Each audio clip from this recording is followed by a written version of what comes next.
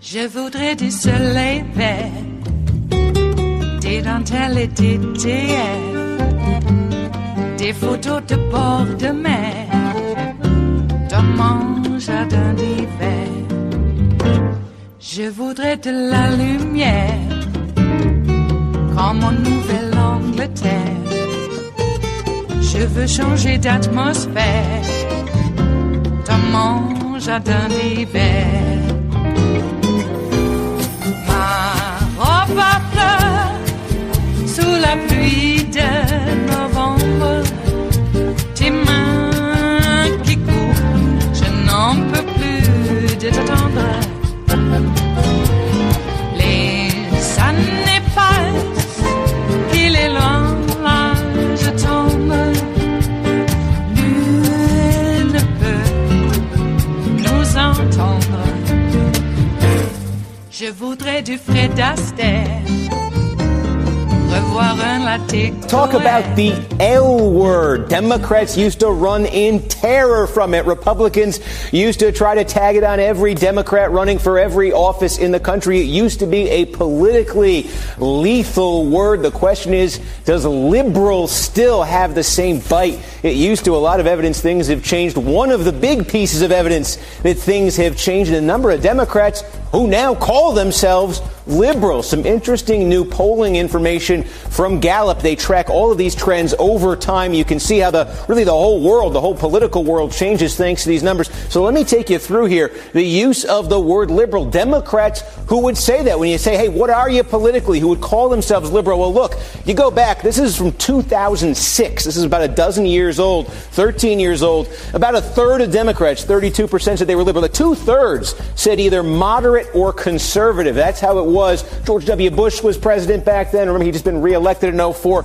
Here's what it is now. Look at that number. It's gone in the last dozen years from 32 to 46% of Democrats who call themselves liberal. You see moderate falling down there, conservative falling off a little bit. Almost half of Democrats now call themselves liberal. Here's the other interesting thing, though. This is not necessarily evenly spread out across the Democratic Party where this movement is happening. Check it out this way. Used to be, if you looked at sort of the racial breakdown in the Democratic Party, about a third of white. It was pretty even here, between a quarter and a third black, white, Hispanic called themselves liberal. Here's the shift in the last 12 years. Look at this. Among white Democrats, it's now a majority, a leap of 20 points. A majority of white Democrats now call themselves liberals. Among African Americans, among Hispanics, there has been an increase. It has not been as dramatic. It's not nearly at majority state yet. Among whites, it is, though. You see this 54% of whites who call themselves liberal. Other characteristics it looks like you find in there, according to the polling. Folks with college degrees, with graduate degrees, then you really start to see it. Folks maybe who aren't as religious as we've seen in the past, secular, that also seems to tie into it.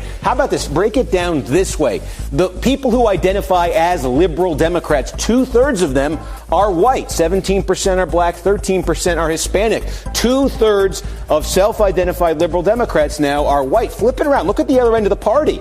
There are still a fairly significant number of conservative Democrats out there, and actually, whites are barely a plurality. 40% of them are white, 35% of them are black, 22% are Hispanic. So it's interesting to see that. Liberal Democrats tend to be overwhelmingly pretty heavily white. Moderate, conservative, a little bit more diverse. Think about this. We talk about all these different groups, how they're going to react to all the different candidates out there for the Democratic side in 2020. It is Friday, the 22nd of February of 2019, and you are in West Coast Cookbook and Speakeasy. I am your chef de cuisine, Justice Putnam, and our daily special is Blue Moon Spirits Fridays. It's a Liquid Friday, it's a Mueller Friday, and the French 77s are ready. So please help yourself. Yes, well, So much going on out there. I mean, we could talk about the Epstein thing. That's kind of creepy, isn't it? But something has to be done. It looks like a GOP senator has already signed on to open up that or reopen that investigation. The Labor Secretary, Acosta, seems to be in deep doo-doo. And Dershowitz is in the midst of all this also. Don't forget about that. I mean, there's a reason Dershowitz is the way that Dershowitz is right now. So I think it's tied up with the Epstein thing. And if I was a betting man, I would think that the Russians told him about it too. As they've told a few other people about a few other things other than just Epstein.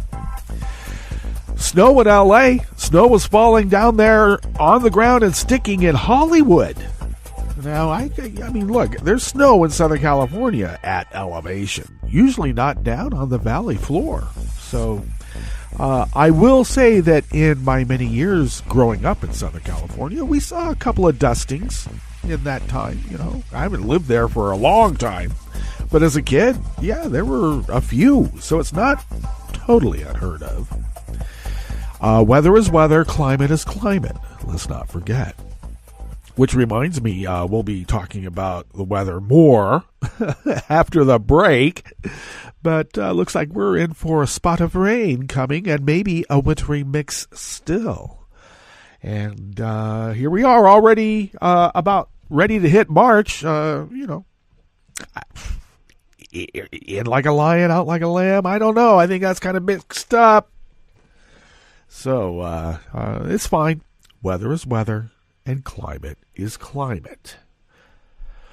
Well, at the top, of course, that was a breakdown by Koronaki reading the polls. And it looks like more people are calling themselves Democrats now, especially since socialism has somehow become the pejorative du jour. Jeez. It always cracks me up when they come up with this stuff. You're a socialist. Oh, is that the best you could come up with? I mean, socialism? Come on. Who's a socialist? And I got to tell you, if you wanted to call socialism, and we'd be a fairly socialist country if you wanted to look at it that way. But we don't. And, yeah, socialists, like an Eisenhower Republican, as I always say. But a lot of Birchers back in the day called Eisenhower a socialist and a commie, too. That's even worse. Jeez. It does humor me at times when friends say that they are anti-socialist. And, it's basically because sharing is better than taking, right? That was our old joke back in the day. Capitalism is, free enterprise is you scratch your back, I'll scratch mine. Capitalism is I'm going to buy up everything that you have, even if you don't want to sell it. And socialism, communism, they're kind of two of the same in a way. But that is described as sharing is better than taking. You either share your stuff or we take it. And so that's a very cynical viewpoint. And as I thought back on all of that, that was perpetrated by the budding libertarians of the day because they were all into Ayn Rand at the time. They were all into it. Oh, the Fountainhead, Atlas Shrugged. You got to read Atlas Shrugged. Oh, my God. Look, I had already read Thomas Merton, The Seven-Story Mountain, by that time. Raids on the Unspeakable was high on the list. A very small tome of short stories and essays, but great stuff. Already had read that. And I have to tell you, I was way into The Foundation by Asimov before I even dared read the stilted prose of Ayn Rand. Oh, God, she's a terrible writer. But I have friends that just love that stuff. So that cynical viewpoint on political and economic ideologies from back in the day, as I thought about it, it was perpetrated by those budding libertarians, those young Randites. Huh? Wow. I don't know. I thought it was better to offer someone a hand up than to flip them off. And so I have to say, those budding libertarians have grown to be quite mature, fully grown libertarians. It's still easier for them to flip everybody off. Why offer a hand up? That takes too much effort. Anyway, it just entices people to be lazy. What's on the rest of the menu here? In the Bistro Cafe of West Coast Cookbook and Speakeasy, Blue Moon Spirits Fridays, I assure you folks, I have not started imbibing yet. Well, the Republican tax bill helped U.S. banks rake in a record $28 billion in profits last year. The West Virginia teachers' strike highlights widespread anger about charter schools. It's about time. And Congress demands that Trump stop hiding his North Korea secrets. Yeah, this guy, it's not just the Russians. He's making secret negotiations about the safety and security of the United States, and he won't listen or talk to his own intel people. That's not being an American, is it? Well, something's got to happen.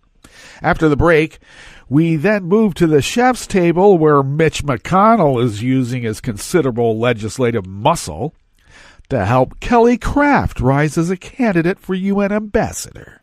Yeah, Kelly Craft, she's now ambassador to Canada, eh? And thousands of Slovaks mark the first anniversary of the killing of an investigative reporter and his fiancee by protesting the lack of government action against the sleaze that he wrote about. All that and more on West Coast Cookbook and Speakeasy. Bon appetit.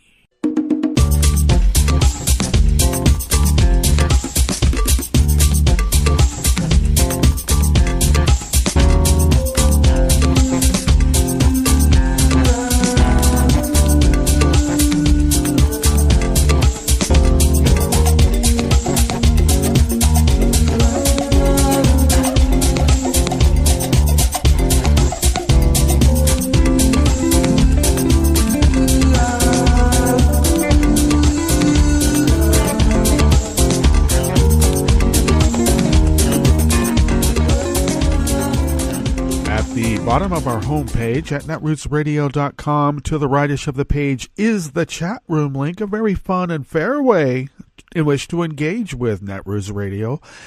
Kelly Lincoln monitors that. Though she be a very busy gal and has to pay the bills, which means she has to, work, she's there quite a bit, so do check in there. If you would then take a gander, who uses that kind of language? Well, we do here. If you would then take a gander across the page to the leftish of the page, at the bottom of our homepage at netrootsradio.com, you will then notice the contribute button. And please, if you could become a recurring Patreon of Netroots Radio, your recurring contribution helps us pay these bills and buy the needed equipment that we need to purchase now. We're eking out the last bits of whatever is left in these machines, and they've been going for quite a while, well over 6 years now. So at least for some of these machines, and we're going to need to replace them. I don't know how much more they got. I'm eking every bit out. That's what we do. So thank you for becoming a recurring Patreon to Netroots Radio. Your generosity is greatly appreciated. And a big shout out to those who have become recent Patreons. And I don't live on the Patreon page. I apologize, but I do get alerts, and sometimes they're a little late. They don't come up right away. So if I'm seemingly late on acknowledging you, I apologize. Okay. I'm a busy guy, and I have to pay the bills, too, as well as take care of Mom. Boy, I tell you. All right, so if you would like to follow Netroots Radio on Twitter, you can do so by looking us up at Netroots Radio on Twitter. Tom takes care of that, and God, is he pithy. Thank you, Tom. You can follow me on Twitter at Justice Putnam, all one word. And I also post the show notes and links diary on Daily Co's, and that comes up about 10 minutes before showtime, and I try to get the link to that out in the social media soon after. I try to, okay? I might be a little into the show when I finally get Facebook up, but we're trying to migrate off Facebook, though everything, I don't know, my mom's on Facebook, can't get rid of mom, and I'm not moving her to Snapchat because my grandkids don't want me on Snapchat. Are they going to want their great-grandma too? I don't think so. So Facebook. And actually my son has a lot of stuff on Facebook, so it's a little hard to get rid of it. And but we are there too, so you could look us up over on Facebook at West Coast Cookbook and Speakeasy as the show. So please do that. And you can also pick up on Twitter. You can follow the show at Cookbook West, and podcasts of the show can be found by way of Spreaker, Stitcher, TuneIn, iHeart, YouTube, iTunes, and wherever fine podcasts can be found. Of course, mixed in with all the not so fine, and we're somewhere in there. Probably with the W's. Okay. Well, once again, I just wanted to reiterate the great appreciation that I have for people who've been reaching out. I don't know. You know, there's a macho part of me that says that you shouldn't let your emotions interfere with your ability to do a day-to-day task. I always thought that, you just not muddled through, but, life goes on, I guess. I don't know how to put it. And I don't know, was I so cavalier when, like grandparents died? When my birth father died, I had a bit of remorse for that. I mean, certainly we were not close, but, he's still my birth father, right? Breakups, any number of things that might cause emotional dissonance. Was I so cavalier that those weren't as important to me for some reason? But the loss of a son, a child, a grown adult child, it's the hardest thing that I've ever had to confront. And I don't want to be humble bragging here, especially now, but I've been around the block a few times. I've seen some horrendous things. I've taken part in trying to remedy things that can't be remedied because there's just so much blood and gore around. Yikes. I mean, when you're in ER, you got to hold it together. When you're in ICU, you got to hold it together. Out in the field, as they say. I mean, that's when it really matters, I suppose, keeping it together. So I keep it together for blocks of time during the day, and I was doing pretty good. I was getting longer blocks of time in which I wouldn't have these deep feelings of remorse. Remorse, mourning. Remorse meaning the sense of loss. And I've practiced spiritual understanding my whole life. I mean, it's not as if I don't know what the concept of God is, so I can hold on to that, or the idea of salvation and grace and benevolence and all of that. I mean, I know all of that. A little bit different when it's more than just an intellectual exercise. All right, we better get on with these offerings here in the Bistro Cafe of West Coast Cookbook and Speakeasy. This first one comes out of Think Progress by Rebecca Intralgo. Now, you would expect the banks to be making a bunch of money in a crisis because they're crisis actors. No, I don't mean people faking it. I mean that they go out and they act on a crisis. They are the shock doctrine. They're the vultures. Well, that tax bill scam, as some of us put it, helped U.S. banks gain an extra $28 billion in profits last year, and that's a record. That's $28 billion on top of what they were already making. Yikes. In total, the nation's 5,406 federally insured banks took in $236.7 billion in 2018, a 47% increase of $72.4 billion from 2017. Without the Republican tax scam, the FDIC estimated that the 28 profits would have been a mere $207.9 billion. Just say $208 billion, damn it. God, I hate that. 236.7, I would have just kept that maybe at 236. Okay? That's what I would have done. From what would have been around $208 billion, and yeah, they got another $28 billion. Thank you very much. Once again, the banking industry reported a strong quarter. Net income improved on higher net operating revenue and a lower effective tax rate. FDIC Chairman Jelena McWilliams said in a statement, the current economic expansion is the second largest on record, and the nation's banks are stronger as a result, which means they're not going to be held to account for any of their crimes again.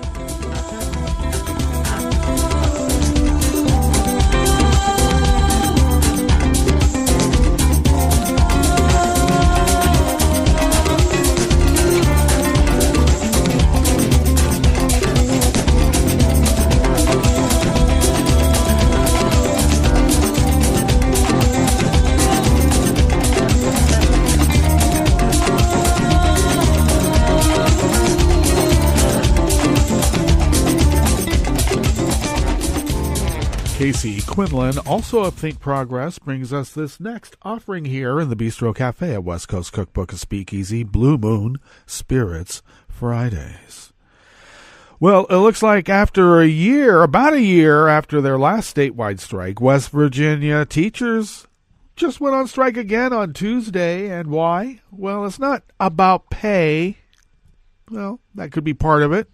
But that's what they went on strike about last time, not just pay, but actual school funding, and this is also a strike about school funding.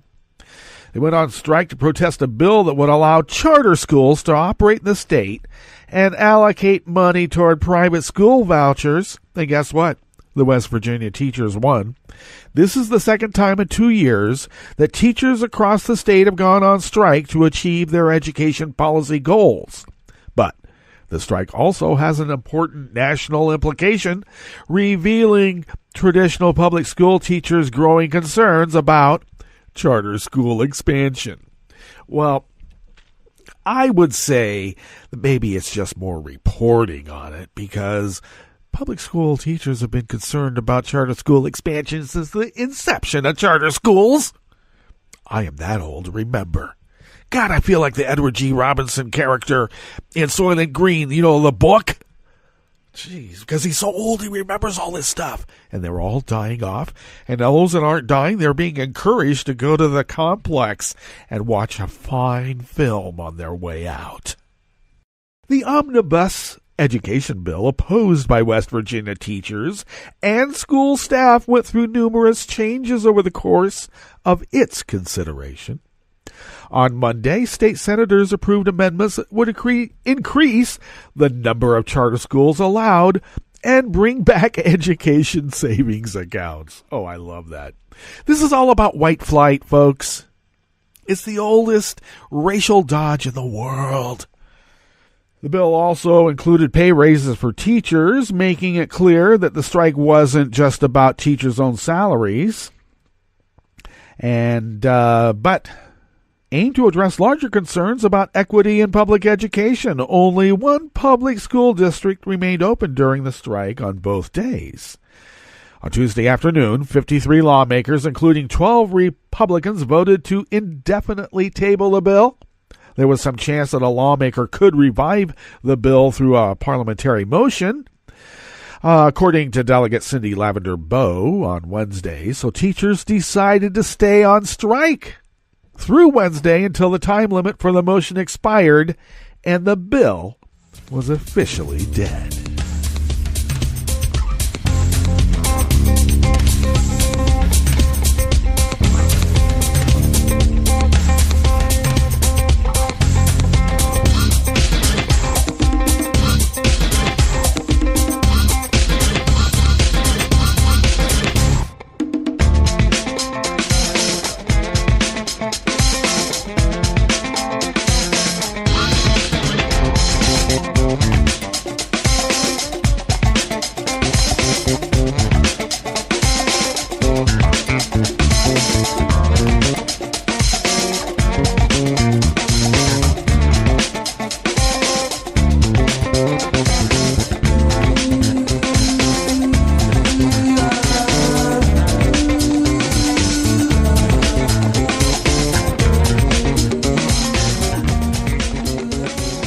Oliver Willis of Share Blue Media brings us this final offering here in the Bistro Cafe of West Coast Cookbook and Speakeasy. You know, Trump has been fumbling on North Korea so badly, and he's trying to hide it all from Congress, but he doesn't know how America works. He's been spending too much time trying to make deals with hostile foreign powers.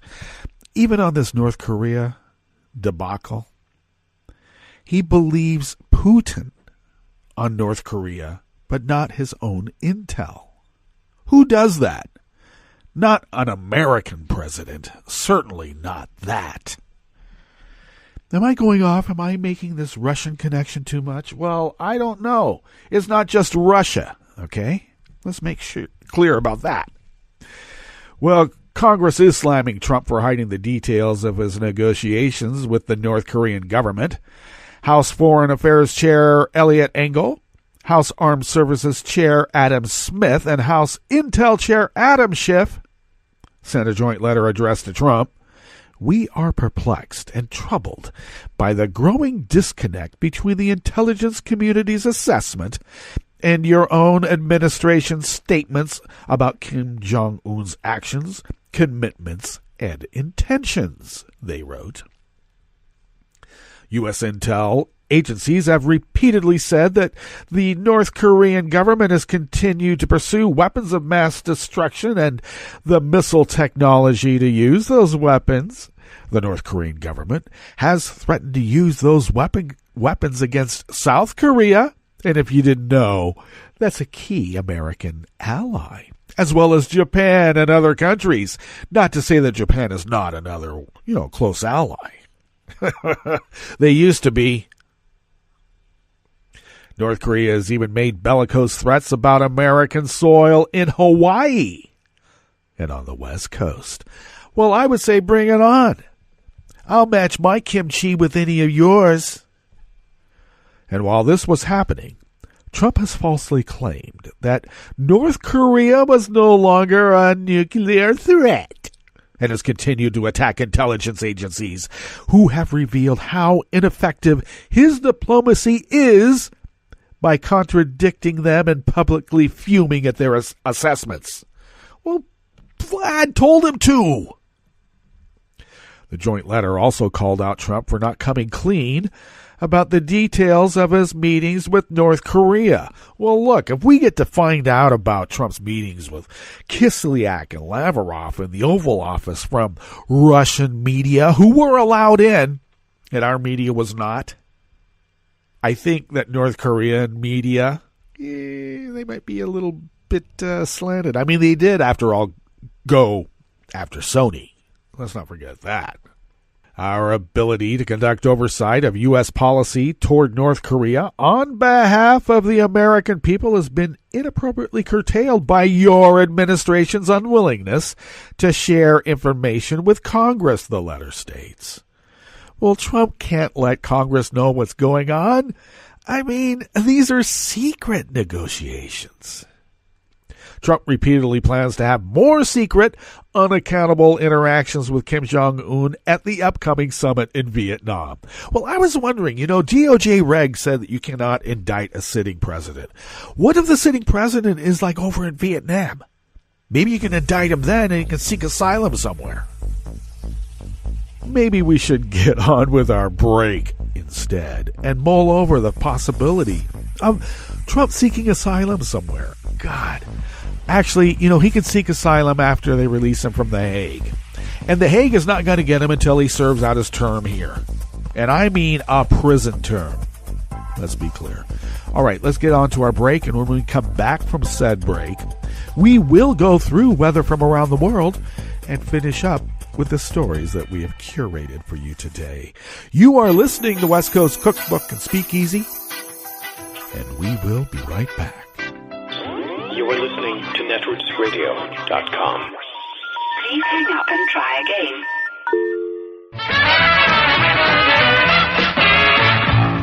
From a point at sea to the circles of your mind, a new force is at work for planetary transformation.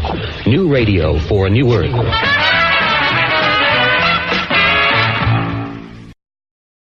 This is Take Two Movie Review. I'm Mike Friend. This week, All in the Family. The Oscar-nominated film Shoplifters, winner of the Palme d'Or at Cannes, certainly contains shoplifting, but it's about so much more. From award-winning director Hirokazu Koreeda, the film is an unconventional look at family and what it means to be one. Shoplifters is set in a part of Tokyo you won't see in travel brochures. When we first meet the Sumida family in their cramped apartment, we assign conventional roles to the members: man of the house for Osamu, grandmother for Hatsu, tween son for Shota, etc. These assumptions go by the wayside, however, as the onion of how they support themselves is unpeeled. Early on and pivotal to the story, Osamu and Shota bring home a young neighborhood girl named Yuri on a particularly cold night after finding her outside alone. After a few days, a statement in itself, she's noticed missing and it quickly makes the TV news. The Sumidas, aware, only half-jokingly rationalize that it isn't kidnapping because the child's family abused her and they weren't asking for ransom. It's clear they have other values. The Osamu-Shota, man-of-the-house tween relationship is interesting. We see them work a fairly professional shoplifting operation, quipping that food in a store doesn't belong to anyone yet, but their complementary emotional needs are quite clear. Eventually, the boys' moral conflicts accelerate a reckoning that all families must confront in time, that things change, as the grandmother figure presages in a beach scene where she covers age spots with sand. A struggle such as this between nobility and desperation could be a prescription for some heavy-handed art house preaching, but that never happens with Shoplifters. Its reflection is balanced with humor, and its kudos speak to its very human statement. This has been Take Two Movie Review. I'm Mike Friend. Catch up with us at take2moviereview.com and feed us back on our page on YouTube.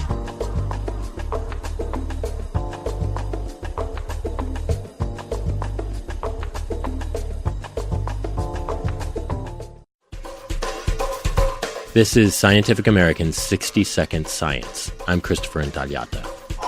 A recent analysis predicts that 40% of the world's insect species could go extinct within a couple decades. The highest death tolls could be among butterflies, moths, bees, and dung beetles. Conspicuously absent from that list, though, are the houseflies, because they may actually do better in a hotter world. Under a warming scenario, you would have a larger fly population, which is able to hang around for a longer period of time. Amy Greer, an epidemiologist and mathematical modeler at the University of Guelph in Ontario. She says flies are also more active when it's warm, meaning more chances to land on your picnic dips.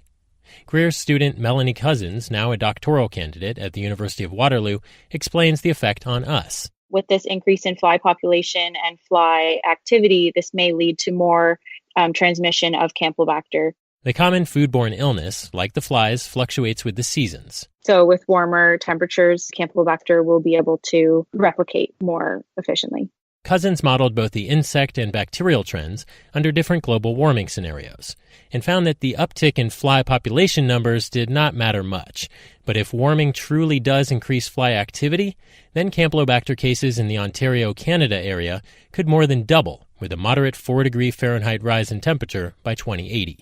The results are in the journal Royal Society Open Science. And these conclusions do come with many caveats. For instance, the data is generated by a mathematical model, saying this is at least in theory possible, but it does not take into account a possible increase in fly predators, for example. And the researchers haven't actually tested flies landing on food to see if they're dropping off bacteria. And while it has been shown in past studies that flies can carry Campylobacter, it's unclear whether warming temperatures might affect their ability to do so. Still, the researchers themselves are taking precautions. I am a little bit more paranoid about it personally. I bought one of those fly screens for picnics to go over the bowls. Thanks for listening. For Scientific American's 60-Second Science, I'm Christopher Intagliata.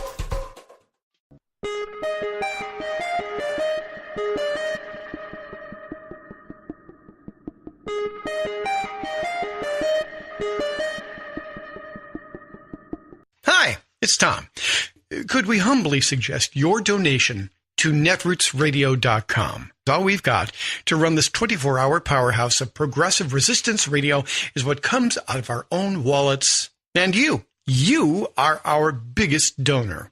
And it doesn't take much, $3, $5. Just go to the bottom of our netrootsradio.com page and hit our secure donate button. Heck, you can even make a recurring contribution, and you'll get a wondiferous pair of Netroots radio stickers for application to your backpack, your bumper sticker, or your banjo. Well, it's up to you which backpack you want to put it on. So donate what you'd like at the bottom of our netrootsradio.com's homepage, because you are our biggest donor. netrootsradio.com. Together, we are Resistance Radio.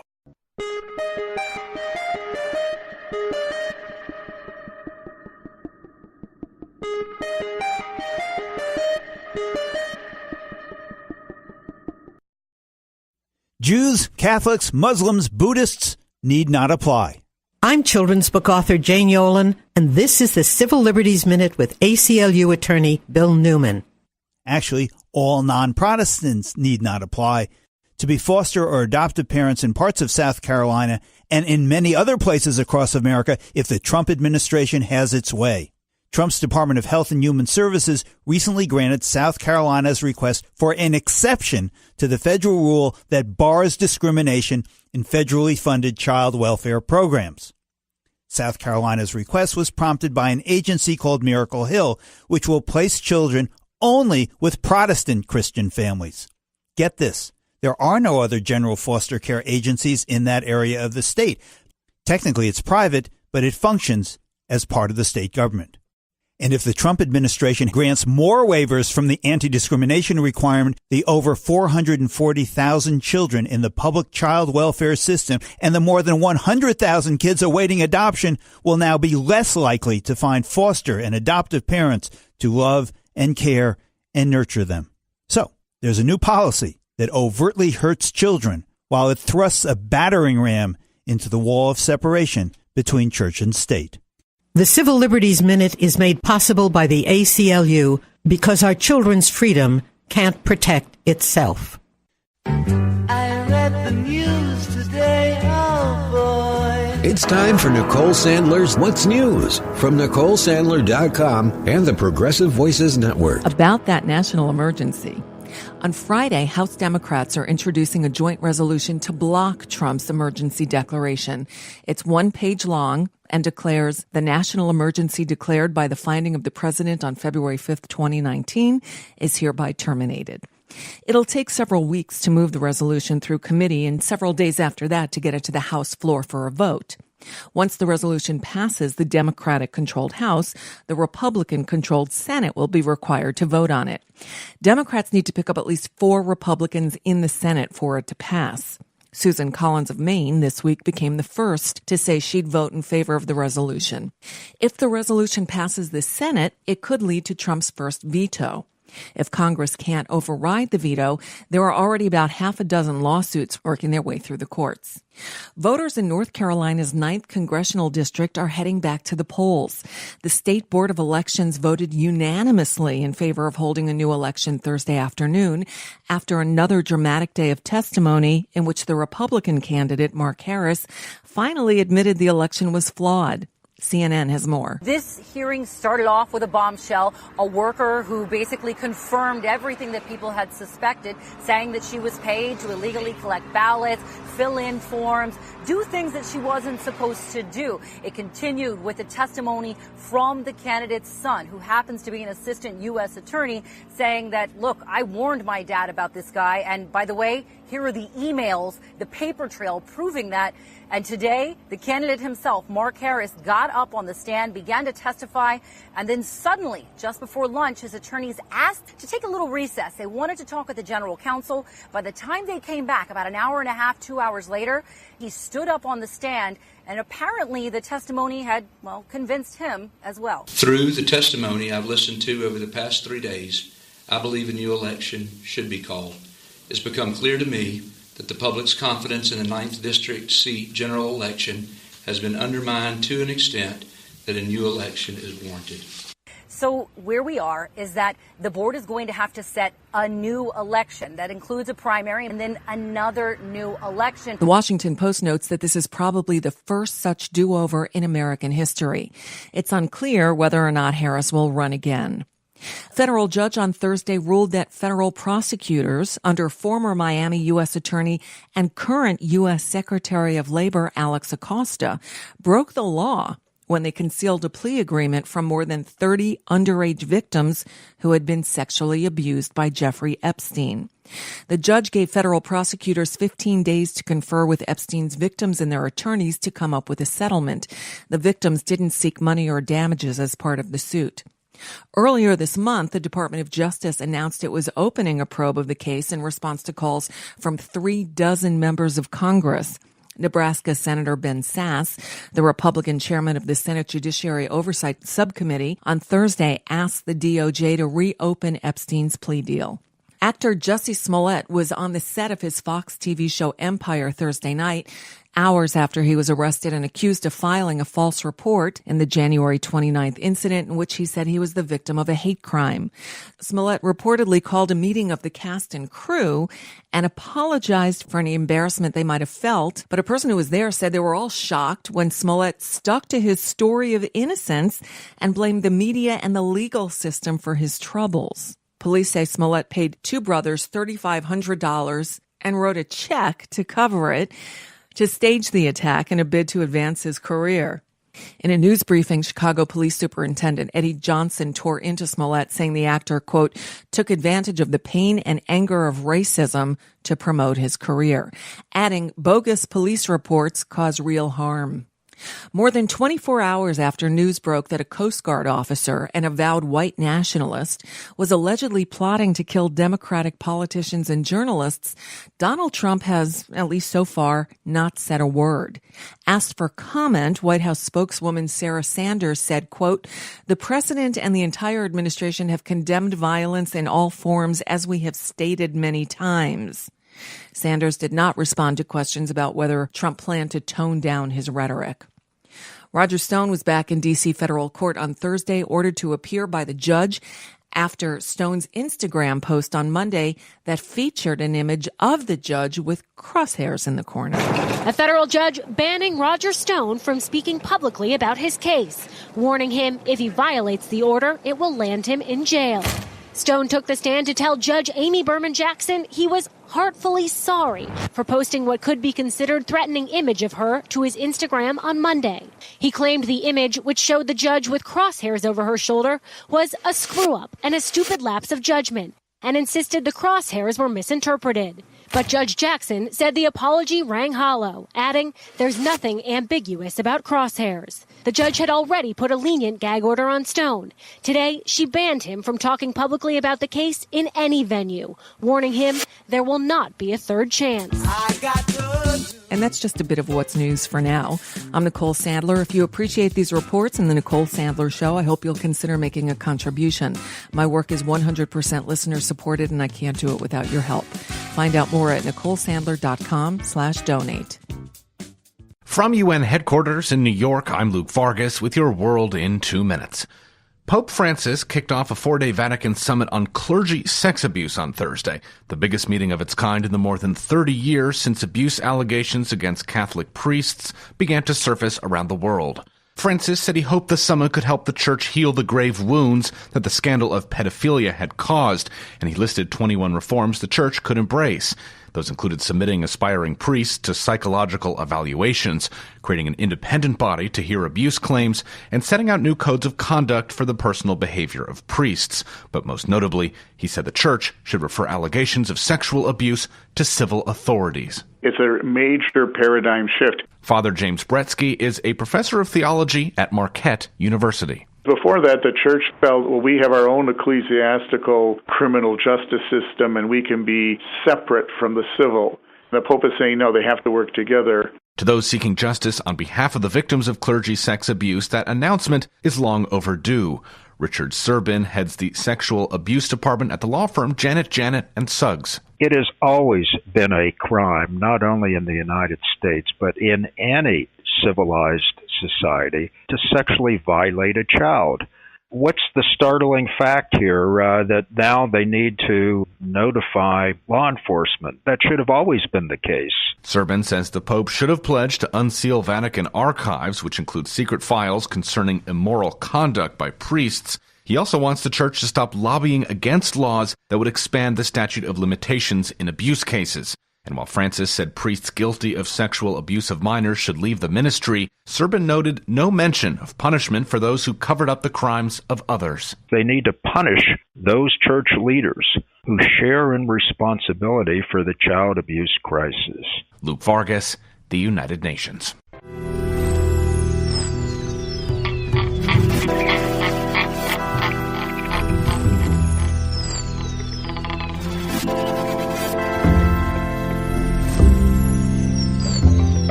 Thank you for accompanying us here to the chef's table at West Coast Cookbook and Speakeasy Blue Moon Spirits Fridays.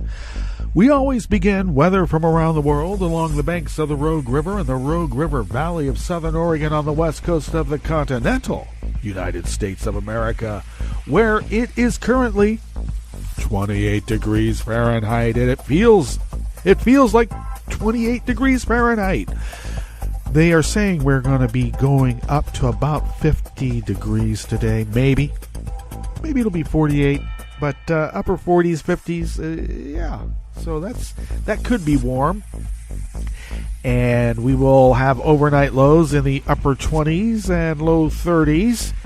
And then tomorrow we should be topping out, well, in the mid to upper 40s. And that will be the temperature range for the next few days. We have mostly sunny conditions forecast. Right now we're fair. Winds are out of the east-northeast at light and variable velocities of about 1 to 2 miles per hour. That will remain so throughout the day and through the night. We have showers forecast late this afternoon and tonight. And looking about just about a quarter of an inch. That's not, that's nothing to sneeze at, huh? And then tomorrow looks like we're going to be having the winds shifting then out of the south-southwest at 5 to 10 miles per hour, bringing with it copious amounts of water expected tomorrow, just for the daytime. We're looking at a little bit more than a quarter of an inch. And then from tomorrow night onward, for about 6 or 7 days, we are looking at nothing less than a half inch of rain. And we may have each day. There's a day that's about a half inch of rain, but there's one that's topping out. And this is forecast, but there's one topping out a little over an inch and a quarter. So some of those days about 3/4 of an inch, half inch. Okay, that's a lot of water. But we could soak it up. The trees love it. Let's see here. Pollen is rated at none. The air quality index is in the moderate range at 58 parts per million. And the daytime UV index is in the green, okay, low range at 2. Barometric pressure is rising at 29.93 inches. Visibility is up to 9 miles. And relative humidity is at 92%. Weather from around the world is brought to you by people's personal weather stations that they purchased. These people purchased personal weather stations somewhere on their property, and these people positively live around the world. London is 60 degrees and sunny. Paris is 64 degrees and sunny. Rome, Italy is 61 degrees Fahrenheit and sunny with a active weather watch. Disruption due to wind. Well, gusting winds at, consistent winds. Steady winds out of the north at 10 to 20 miles per hour currently. Tomorrow looks like they will be shifting out of the north-northeast and increasing to 20 to 30 miles per hour. Gusts on both days could be topping over 50 miles per hour. So take care if you're in Rome. You don't want to get hit by one of those cafe tables tumbling along the plaza. Moving on. Kiev is 21 and mostly cloudy. Kabul is 29 degrees and fair. Hong Kong is 66 degrees and mostly cloudy. Tokyo is 49 and mostly cloudy. Sydney, Australia is 67 and mostly cloudy. San Francisco, California, though, is 43 degrees and sunny. Oh, wow. That's crisp, but it's beautiful. And New York is equally beautiful and crisp at 42 degrees Fahrenheit and sunny. And that is weather from around the world, brought to you by people's personal weather stations that they purchased. These people purchased personal weather stations somewhere on their property. And these people positively live around the world.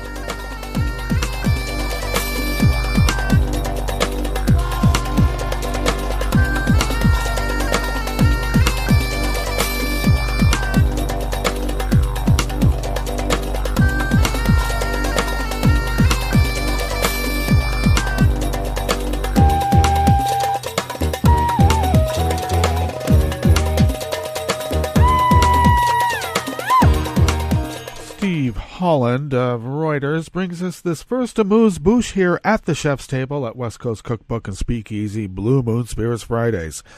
I don't really consider the weather to be an amuse-bouche, though technically if you're at the chef's table it is. But this amuse-bouche comes out of Reuters, and who is Kelly Craft? Well, she's U.S. Ambassador to Canada, of course. She rose on Thursday as a serious contender to become Donald Trump's next U.S. ambassador to the UN, based on a recommendation by Majority Leader Mitch McConnell. He's come out of his shell, folks. It's just too easy. I couldn't help myself. Aides to both Trump and the Republican senator from Kentucky said McConnell had recommended to Trump that he choose Kraft for the position, which was left vacant by the resignation late last year of Nikki Haley. Whether Trump will choose Kraft is still unclear, as he has been considering other candidates, including U.S. Ambassador to Germany, and Republican John James, who lost a bid for a U.S. Senate seat in Michigan last November. I thought he didn't like losers. He'd been going after McCabe's wife for being, Democratic loser. Forgot. And I put the Democratic on there because they never say Democratic. They say Democrat. But the McConnell recommendation of Kraft, a fellow Kentuckian, handing out largesse, you and your wife, maybe, huh, Mitch? And top Republican donor, pay to play, Mitch. Wasn't clear a sign yet that Trump might be zeroing in on a front runner for the job. She pays Mitch, Mitch pays Donnie. That's how it works. There had been some interest in former senior White House aide Dina Powell for the position, but she was believed to have not been interested in the position. Well, who would want to go down with a sinking ship, especially when you're going to have to go to The Hague eventually? Powell returned to a senior position at Goldman Sachs. Well, of course you would. You're insulated when you're with a banking community. And after serving as a deputy national security advisor for strategy during Trump's first year in office, and she has remained popular in the White House. Trump has privately expressed a desire to put daughter Ivanka Trump, but officials were doubtful he would take that step. He likes her a lot closer than that. Trump has said in the past he thinks Grinnell would be great representing the United States at the UN, but he likes the job he's doing in Germany. And Trump had said he planned to nominate former State Department spokeswoman Heather Nauert, but a formal nomination was never made to the U.S. Senate for a confirmation hearing and vote, and she withdrew her name from consideration because she got caught with a nanny problem.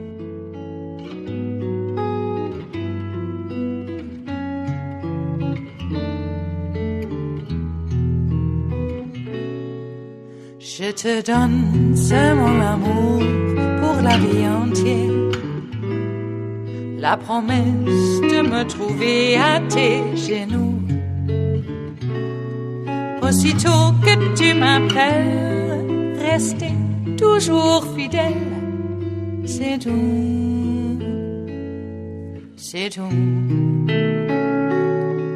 Je te donne tous mes printemps, mes étés de mer, mes automnes quand les feuilles tombent partout. Si ce n'est pas une bonne affaire, je te donne tous mes hivers, c'est tout. Anonymous worker bees at Reuters brings us this final amuse-bouche here at West Coast Cookbook and Speakeasy. Thousands of Slovaks rallied to mark the first anniversary of the killing of an investigative reporter and his fiancee, and to protest what they see as a lack of government action against the sleaze he wrote about. Crowds gathered in the capital and in dozens of towns at rallies organized by For a Decent Slovakia, a group of students and NGOs who said in a statement that they demanded a proper investigation of the murders and a trustworthy government. Well, don't we all? If we want to move forward, we have to know the names of those who ordered this monstrous murder, organizers said. There were no official turnout estimates because the government doesn't like to give succor to any of these people. Come on, they're busy murdering. But the crowds were smaller than last year's string of protests that ousted then Prime Minister Robert Fico after a decade in power and led to a government shakeup. The charges disappointed many, however, because no snap elections were held, and the same three-party coalition has stayed in power, and the next vote is due in 2020. Wow, the Russians are going to be very busy that year again. Fico remains chairman of the ruling Smear Party, or is that Schmear? And is seen as a driving policy behind the scenes, often launching attacks against the media. Wow. Listen to this. He says, "You are the biggest criminals. You have caused this country the biggest damage." Wow, I wonder where he got that. Well, coincidentally, journalist Jan Kuciak, 27, was shot along with his fiancée in what prosecutors say was a contract killing. The last article he worked on looked at Italian businessmen in Slovakia with suspected mafia links. He reported that one of the businessmen, who has since been extradited to Italy on drug smuggling charges, had business connections with two Slovaks, who later worked in Fico's office.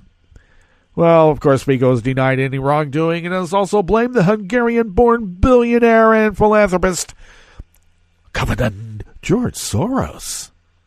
Wow. That means he is guilty of ordering the killing of this journalist and the journalist's fiancé. Anytime you bring up George Soros, that's going to be the case. More than 400 journalists have signed an open letter pledging to finish Kuciak's work and demanding government transparency. We learned that there are people in the police, prosecutor's office, and government who do not want to protect journalists, instead protecting those who are the subjects of our stories, the statement read. Prime Minister Peter Pellegrini on Thursday urged Slovaks to come together on the anniversary. Investigation of the murders is one of this government's priorities. I wish that the murders did not divide our society anymore. Yeah, you wish they didn't. They always wish that they didn't, because that's exactly what they were doing. And now they reap what they sow.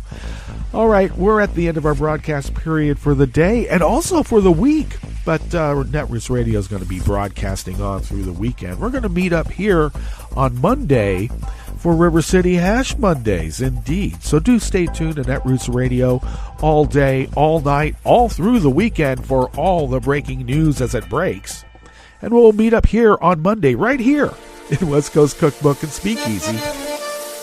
Bon appetit.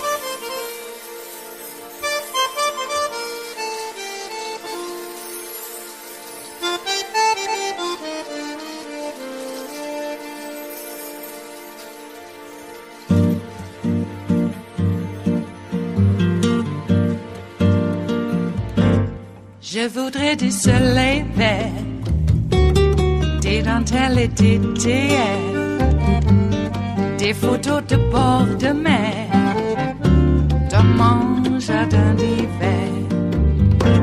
Je voudrais de la lumière, comme en Nouvelle-Angleterre. Je veux changer d'atmosphère, dans mon jardin d'hiver.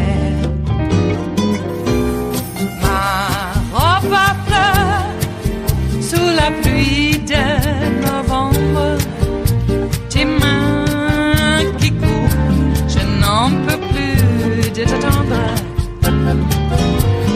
Les années passent, il est loin, là je tombe. Nul ne peut nous entendre. Je voudrais du Fred Astaire, revoir un latte Goël. Je voudrais toujours te plaire dans mon jardin d'hiver. Je veux déjeuner par terre, comme au long de golfe clair, t'embrasser les yeux ouverts dans mon jardin d'hiver.